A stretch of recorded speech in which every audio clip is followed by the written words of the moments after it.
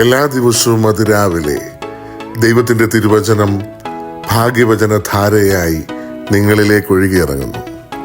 ഭാഗ്യവചനധാര എന്ന ഈ channel subscribe ചെയ്യാത്തവർ ഇന്ന് തന്നെ സബ്സ്ക്രൈബ് ചെയ്യുക. ഞങ്ങൾ അപ്ലോഡ് ചെയ്യുന്ന തിരുവചന സന്ദേശങ്ങൾ യഥാസമയം നിങ്ങൾക്ക് ലഭിക്കുന്നതിനായി ബെല്ലൈക്കൺ അമർത്തുക. ദൈവം നിങ്ങളെ അനുഗ്രഹിക്കട്ടെ.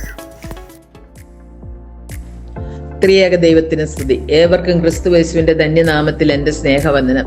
എഫേസ്യർക്ക് എഴുതിയ ലേഖനം 6-ാം അധ്യായം 10 മുതൽ 17 വരെയുള്ള വാക്യങ്ങൾ. ഒടുവിൽ കർത്താവിലും അവന്റെ അമിത ബലത്തിലും ശക്തിപ്പെടുവിൻ. പിശാചിന്റെ തന്ത്രങ്ങളോട് എതിർത്ത് നിൽപ്പാൻ കഴിയേണ്ടതിന് ദൈവത്തിന്റെ സർവായുധവർഗം ധരിച്ചുകൊള്ളുവിൻ. ഇവിടെ പൗലോസ്ലീഹ പറയുന്നത് അപകടകാരിയായ സാത്താന്യ സൈന്യത്തോടുള്ള എതിർപ്പിനെയും സ്വർലോകങ്ങളിലെ ശക്തികളുടെ ശത്രുതയെ നേരിട്ട് വിജയം വരിക്കുക എന്നതായിരിക്കണം ഒരു ക്രിസ്ത്യാനിയുടെ ലക്ഷ്യമെന്നാണ്. ഈ പോരാട്ടത്തിൽ ക്രിസ്തുവിന്റെ പടയാളിയായ ഓരോ ക്രിസ്ത്യാനിയുടെയും വിജയം ക്രിസ്തുവിന്റെ വിജയം തന്നെയാണ്. 1 പത്രോസ് 5:8 നിർമ്മതരായിരിക്കുകയും ഉണർന്നിരിക്കുവേൻ. നിങ്ങളുടെ പ്രതിയോഗിയായ പിശാച് അലറുന്ന സിംഹം പോലെ ആരെ വിഴുങ്ങേണ്ടുവെന്ന് തിരഞ്ഞു ചുറ്റി നടക്കുന്നു. അവനെ ജയിക്കുവാൻ നാം സദാസമയം ജാഗരൂകതയോടെ ഒരു നല്ല ഭടനായി പോർ നയിക്കണം. 2 തീമോത്തിയോസ് 2:3 ക്രിസ്തുയേശുവിന്റെ നല്ല ഭടനായി നീയും എന്നോടുകൂടെ കഷ്ടം സഹിക്കുക എന്ന് വായിക്കുന്നു. എഫേസ്യ ലേഖനം 6:12 പറയുന്നത് നമുക്ക് പോരാട്ടമുള്ളത് ജഡരക്തങ്ങളോടല്ല, വാഴ്ചകളോടും അധികാരങ്ങളോടും ഈ അന്ധകാരത്തിന്റെ ലോക അധിപതികളോടും സ്വർലോകങ്ങളിലെ ദുഷ്ടാത്മസേനയോടും അത്രേ. പോരാട്ടത്തിൽ വിജയിക്കുവാൻ ക്രിസ്തുവിന്റെ ശക്തി കൂടിയേ തീരൂ. ക്രിസ്തുവുമായി നാം ഒന്നായി തീരുമ്പോൾ ക്രിസ്തുവിന്റെ ശക്തി നമ്മെ പിടിച്ചെടുക്കും. ആ ശക്തി സ്വർലോകങ്ങളിലെ സർവ്വശക്തികളെയും തന്റെ ഉയർത്തെഴുന്നേൽപ്പ് മൂലം ജയിച്ചതാണ്. ഉയർത്തെഴുന്നേറ്റ കർത്താവിന്റെ അമിത ബലം പൗലോസിന് ക്രിസ്തീയ പോരാട്ടത്തിൽ ഉറപ്പും ധൈര്യവും നൽകി. പാതാള ഗോപുരങ്ങൾക്ക് സഭയുടെ മേൽ വിജയം വരിക്കുവാൻ സാധിക്കാത്തത് ഉയർത്തെഴുന്നേറ്റ ക്രിസ്തു സഭയുടെ ശക്തി കേന്ദ്രമായതിനാലാണ്. ഈ ലോകം കുറെ നാളത്തേക്ക് സാത്താനെ ഏൽപ്പിച്ചിരിക്കുകയാണെന്ന് വിശുദ്ധ യോഹന്നാന്റെ സുവിശേഷം 12:31, 14:30, 16:11 പറയുന്നു. ഇപ്പോൾ ഈ ലോകത്തിന്റെ പ്രഭു പുറത്തു തള്ളിക്കളയും. അദൃശ്യങ്ങളായ ഈ ശക്തിയുമായി നിരന്തരമായ പോരാട്ടം നടത്തുവാനാണ് ആത്മീയ ആയുധങ്ങൾ കൈക്കൊള്ളേണ്ടത്.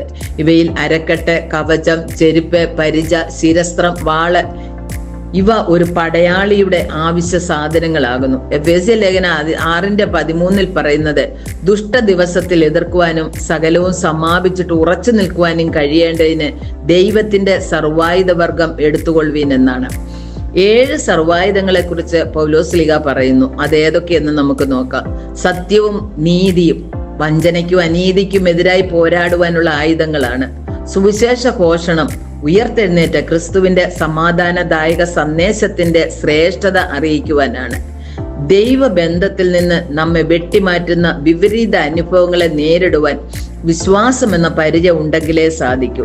മനുഷ്യബുദ്ധിക്കും പ്രതീക്ഷയ്ക്കും അതീതമായി വഞ്ചനാപരമായ ദുഷ്ടപരീക്ഷകളുടെ കെണികളിൽ അകപ്പെടുമ്പോൾ ക്രിസ്തു നൽകിയ രക്ഷയുടെ ശിരോവസ്ത്രത്താൽ ആ കെണികൾ നമ്മിൽ ഫലവത്താകാതെ പോകും.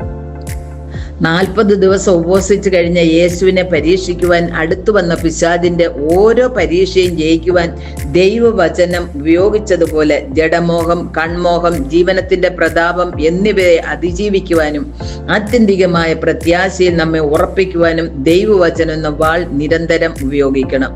എബ്രായ ലേഖനം 4:12 പറയുന്നത് ദൈവത്തിന്റെ വചനം ജീവനും ചൈതന്യവുമുള്ളതായി ഇരുവായത്തിലെയുള്ള ഏതു വാളിനേക്കാളും മൂർച്ചയേറിയതും പ്രാണനെയും ആത്മാവിനെയും സന്ധിമജ്ജകളെയും വേർപിടിക്കും വരെ തുളച്ചു ചെല്ലുന്നതും ഹൃദയത്തിലെ ചിന്തനങ്ങളെയും ഭാവങ്ങളെയും വിവേചിക്കുന്നതും ആകുന്നുവെന്നാണ്. പ്രാർത്ഥന എന്നത് സാത്താന്റെ സകല പോരാട്ടങ്ങളെയും ജയിക്കുവാനുള്ള ആയുധമാണ്. ഒരു ക്രിസ്ത്യാനി സർവായുധങ്ങൾ ധരിച്ച് ശത്രുവിനോട് നിരന്തരം പോരാടി ജയാളിയായി ദൈവനാമം മഹത്വപ്പെടുത്തുവാൻ നമുക്ക് ഓരോരുത്തർക്കും സംഗതിയാക്കട്ടെ എന്ന് പ്രാർത്ഥിച്ചുകൊണ്ട് എൻ്റെ വാക്കിൽ നിന്നും വിരമിക്കുന്നു. ദൈവം നമ്മെ എല്ലാവരെയും അനുഗ്രഹിക്കട്ടെ.